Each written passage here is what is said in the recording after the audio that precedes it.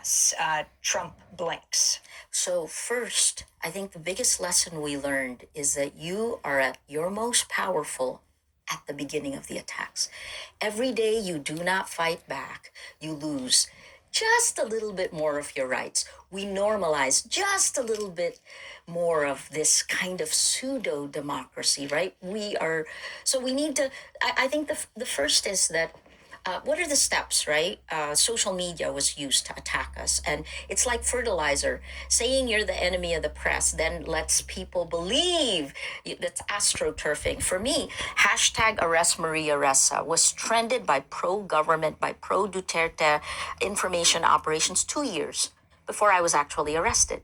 And that sets the stage. It's like fertilizer. So social media, then media capture, and Robert talked about the chilling effect. Forget the chilling, it's Siberia. And business interest, I talked about the 3 Cs: corrupt, coerce, co-opt.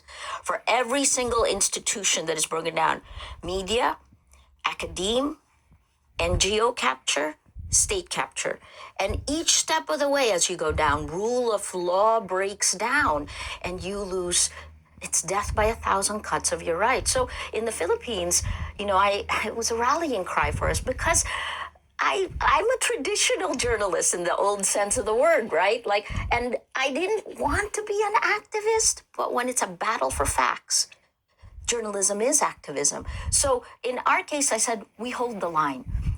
This is the line where the Constitution gives us our rights. The Philippines, like the United States, has 3 branches, co-equal branches of government, and the United States is following the Philippines. What happened under Duterte? A very powerful executive, a co-opted legislature, and it took Duterte 6 months to crush the checks and balances of the Philippines, to get rid of institutional checks on his power.